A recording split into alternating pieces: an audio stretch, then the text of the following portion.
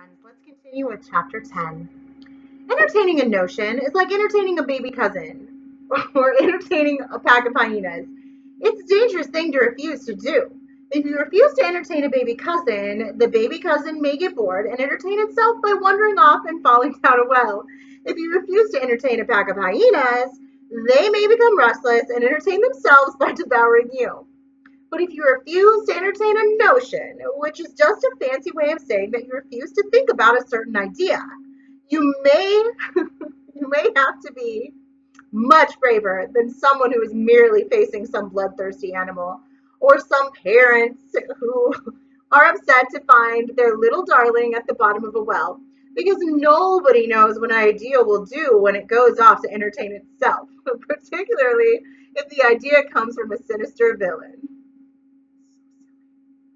I don't care what that horrible man says, Violet said to her siblings as Detective Dupin's plastic footsteps faded away.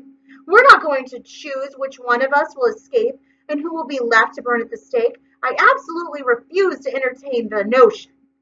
But what are we going to do? Klaus asked. Try to contact Mr. Poe? Mr. Poe won't help us, Violet replied. He'll think we're ruining the reputation of his bank.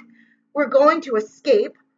Look, Sunny said. I know it's a jail cell, Violet said, but there must be some way to get out.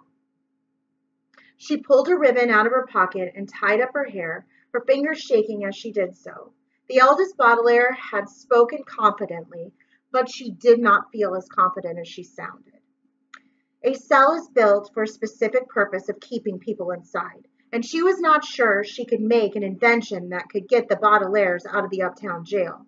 But once her hair was out of her eyes, her inventing brain began to work at full force, and Violet took a good look around the cell for ideas. First, she looked at the door of the cell, examining every inch of it. Do you think you could make another lockpick? Klaus asked hopefully. You made an excellent one when we lived at Uncle Monty's. Not this time, Violet replied. The door locks from the outside, so a lockpick would be of no use.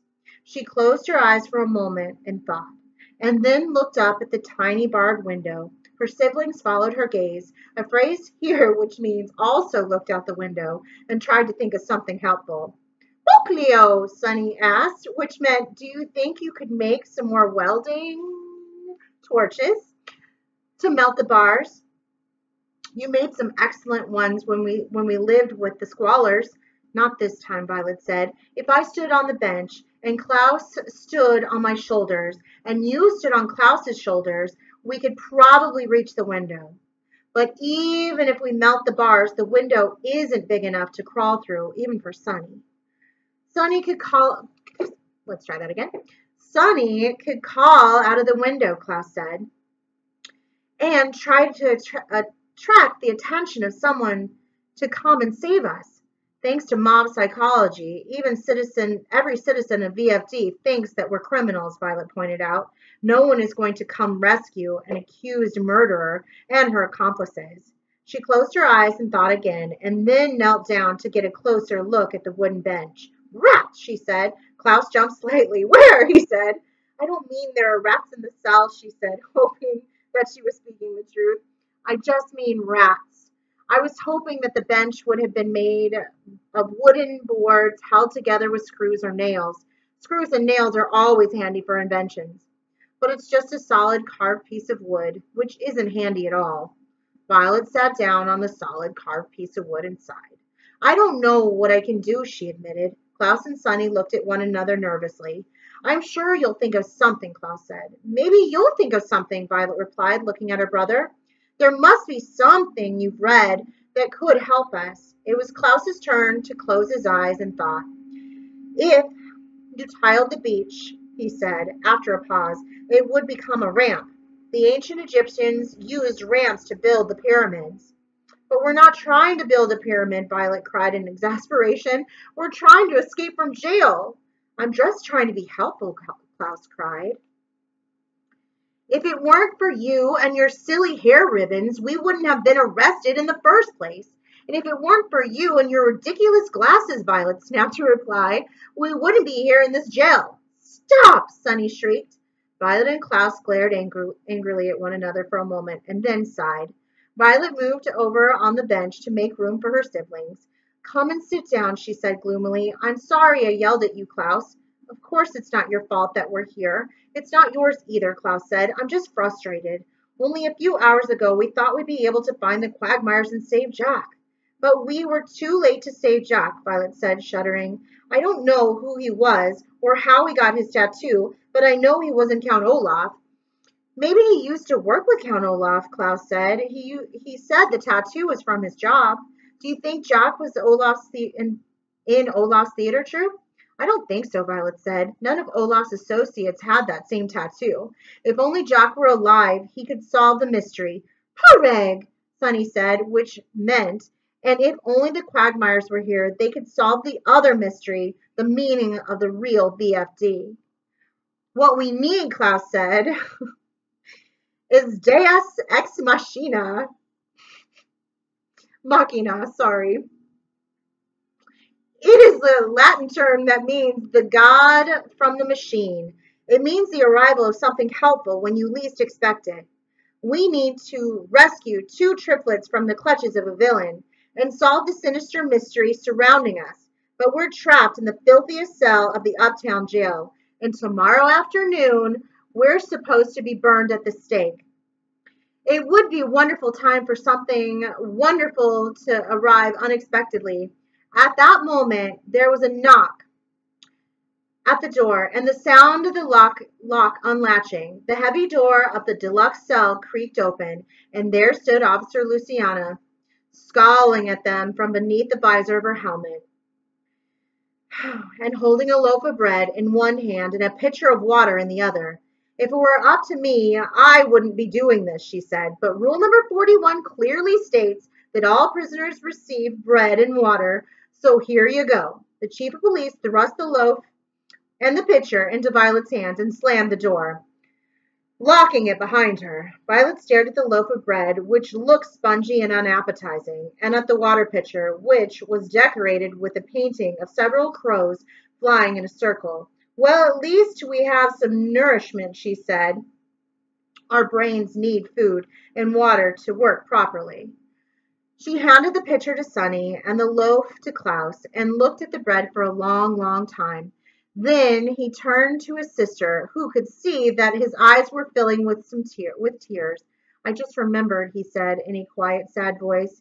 It's my birthday. I'm 13 today. Aw. I forgot all about myself until this very moment, Klaus said, looking back at the loaf of bread. Something about this bread made me remember my 12th birthday when our parents made the bread pudding. Violet put the pitcher of water down on the floor and sat beside Klaus. I remember, she said, smiling. That was the worst dessert we ever tasted. Boom, Sunny agreed. It was a new recipe that they were trying out, Klaus said. They wanted it to be special for my birthday, but it was burned, sour, and soggy. And they promised that the next year, for my 13th birthday, I'd have the best birthday meal in the world.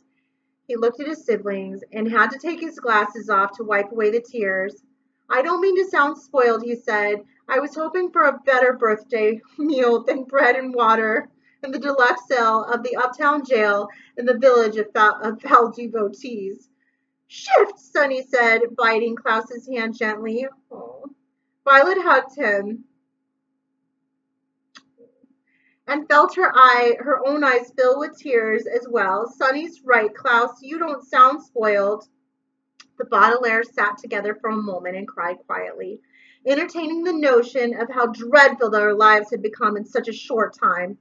Klaus's 12th birthday did not seem like such a long time ago, and yet their memories of the lousy bread pudding seemed as faint and blurry as their first sight of BFD on the horizon. It was a curious feeling that something could be so close and so distant at the same time, and the children wept for their mother and their father and all the happy things in their life that had been taken away from them since the terrible day at the beach. Finally, the children cried themselves out, and Violet wiped her eyes and struggled to give her brother a smile. Klaus, she said, Sunny and I are prepared to offer you the birthday gift of your choice. Anything at all that you want in the deluxe cell you can have. Thanks a lot, Klaus said, smiling as he looked around the filthy room. What I'd really like, poor kid, what I'd really like, Sheena, what I'd really like, if I say that one more time, I don't know, you'll probably hang up on me at this point. What I'd really like is Deus Ex Machina. Me too, Violet agreed and took the pitcher of water from her sister to drink it. Before she ever even took a sip, however, she looked up and stared at the far end of the cell, putting down the pitcher, and she quickly walked to the wall and rubbed some dirt away to see what the wall was made of, then looked at her siblings and began to smile. Happy birthday, Klaus, she said. Officer Luciana brought us Deus Ex Machina. Oh my gosh, of course. She didn't bring us a god in the machine, Klaus said. She brought water in a pitcher. Brioche, Sonny said, which meant, and bread. They're the closest thing to God in a machine that we've got. That we're going to get, Violet said. Now get up, both of you. We need the bench. It'll be handy after all. It's going to work as a ramp, just as Klaus said. Violet placed the loaf of bread up against the wall, directly under the barred window, and then tilted the bench towards the same spot. We're going to pour the pitcher of water so it runs down the bench and hits the wall, she said. Then it'll run down the wall to the bread, which will act like a sponge and soak up the water. Then we'll squeeze the bread so the water goes into the pitcher and start over. But what will that do, Klaus asked. The walls of the cell are made of bricks, Violet said, with mortar between the bricks to keep them together. Mortar is a type of clay that hardens like glue, so a mortar dissolver would loosen the bricks and allow us to escape. I think we can dissolve the mortar by pouring water on it. But how, Klaus asked. The walls are so solid and the water is so gentle. Water is one of the most powerful forces on this earth, Violet replied. Ocean waves can wear away at cliffs made of stone. Donax, Sonny said, which meant something like, but that takes years and years, and if we don't escape, we'll be burned at the stake tomorrow afternoon. Then we'd better stop entertaining the notion and start pouring the water, Violet said. We'll have to keep it up all night if we want to dissolve the mortar. I'll stand at this end, propping up the bench. Klaus, you stand next to me and pour the water. Sonny, you stand near the bread and bring it back to me when it's soaked up all the water. Ready? Klaus took the pitcher in his hands and held it up to the end of the bench. Sonny crawled over to the loaf of bread, which was only a little bit shorter than she was. Ready. The two younger Baudelaires said in unison, and together the three children began to operate Violet's mortar dissolver. The water ran down the bench and hit the wall, and then ran down the wall and was soaked up in the spongy bread. Sonny quickly brought the bread to Klaus, who squeezed it into the pitcher, and the entire process began again. At first, it seemed as if the Baudelaires were barking up the wrong tree, because the water seemed to have no more effect against the wall of the deluxe cell than a silk scarf would have against a charging rhinoceros. But it soon became clear that water, unlike a silk scarf, is indeed one of the most powerful forces on the earth. By the time the Baudelaires heard the flapping of VFD's crows as they flew in a circle before heading downtown for the afternoon roost, the mortar between the bricks was slightly mushy to the touch. And by the time the last few rays of the sun were shining through the tiny barred window, quite a bit of the mortar had actually begun to wear away. Crispo, Sonny said, which meant something like, quite a bit of the mortar has actually begun to wear away. That's good news, Klaus said. If your invention saves our lives, Violet, it will be the best birthday present you've ever given me, including that book of finished poetry you brought me when I turned 8. Violet yawned. Speaking of poetry, why don't we talk about Isidore Quagmire's couplets? We still haven't figured out where the triplets are hidden. And besides, if we keep talking, it'll be easier to stay awake. Good idea, Klaus said, and recited the poems from memory. For sapphires we are held in here. Only you can end our fear. Until dawn comes we cannot speak. No words can come from this sad beak. The first thing you read contains the clue, an initial way to speak to you. The Baudelaires listened to the poems and began to entertain every notion they could think of that might help them figure out what the couplets meant. Violet held the bench in place, but her mind was on why the first poem began, "For sapphires we are held in here." When the Baudelaires already knew about the quagmire fortune, Klaus poured the water of the pitcher and let it run down to the wall. But his mind was on the part of the poem that said, "The first thing you read contains the clue." And what exactly Isidore meant by the clue, Sunny motioned to the loaf of bread as it soaked up the water again and again. But her mind was on the last line of the last poem they had recited. And what an initial way to speak to you could mean. The Baudelaires operated Violet's invention until morning, dissolving Isidore's couplets the entire time, not dissolving, discussing Isidore's couplets the entire time. And although the children made quite a lot of progress dissolving the mortar in the cell wall, they made no progress figuring out Isidore's poems. Water might be one of the most powerful forces on earth, Violet said as the children heard the first sounds of the VFD crows arriving for their uptown roost. But poetry might be the most confusing. We're talking and talking, and we still don't know where the quagmires are hiding. We need another dose of Deus Ex Machina, Klaus said. If something helpful doesn't arrive soon, we won't be able to rescue our friends, even if we do escape from the cell. Psst, psst, came an unexpected voice from the window. Oh, yay, Hector. Startling the children so much that they almost dropped everything and wrecked the mortar dissolver. The Baudelaires looked up and saw the faint shape of someone's face behind the bars of the window. Psst, Baudelaires, the voice whispered. Who is it? Violet whispered back. We can't see you. It's Hector, Hector whispered. I'm supposed to be downtown doing the morning chores, but I sneaked over here instead. Can you get us out of here? Klaus whispered. For a few seconds, the children heard nothing but the sounds of the VFD crows muttering and splashing in Foul Fountain. Then Hector sighed. No, he admitted. Officer Luciana has the only key, and this jail is made of solid brick. I don't think there's a way I can get you out. Dalla, Sunny asked. My sister means, did you tell the Council of Elders that we were with you the night Jack was murdered, so we couldn't have committed the crime? There was another pause. No, Hector said. You know that the council makes me too skittish to talk. I wanted to speak up for you when Detective Dupin was accusing you, but one look at those crow's hats and I couldn't open my mouth. But I thought of one thing I can do to help.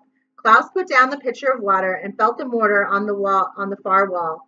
Violet's invention seemed to be working quite well, but there was still no guarantee that it would get them out of there before the mob of citizens arrived in the afternoon. What's that? He asked Hector. I'm going to get the self-sustaining hot air mobile home ready to go, he said. I'll wait at the barn all afternoon, and if you somehow manage to escape, you can float away with me. Okay, Violet said, although she had been hoping for something a little more helpful from a fully grown adult. You would think they had stopped trusting adults by now. We're trying to break out of this cell right now, so maybe we'll make it. Well, if you're breaking out now, I'd better go, Hector said. I don't want to get in trouble. I just want to say that if you don't make it and you are burnt at the stake, it was very nice making your acquaintance. Or, I almost forgot. Hector's fingers reached through the bars and dropped a rolled scrap of paper down to the waiting Baudelaires. It's another couplet.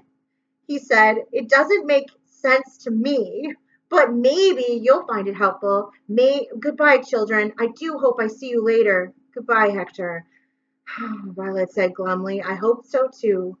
Bye, Sunny muttered. Hector waited for a second, expecting Klaus to say goodbye, but then walked off without another word. His footsteps faded into the sounds of the muttering, splashing crows. Violet and Sunny turned to look at their brother, surprised that he had not said goodbye, although Hector's visit had been such a disappointment that they could understand if Klaus was too annoyed to be polite. But when they looked at the middle baudelaire, he did not look annoyed. Klaus was looking at the latest couplet from Isadora, and in the glowing light of the deluxe cell, his sister could see a wide grin on his face. Grinning is something you do when you are entertained in some way, such as reading a good book or watching someone you don't care for spill orange soda all over himself. But when there weren't any books in the uptown jail, and the Baudelaires had been careful not to spill a drop of water as they operated the mortar dissolver. So the Baudelaire sister knew that their brother was grinning. So the Baudelaire sisters knew their sister was grinning for another reason.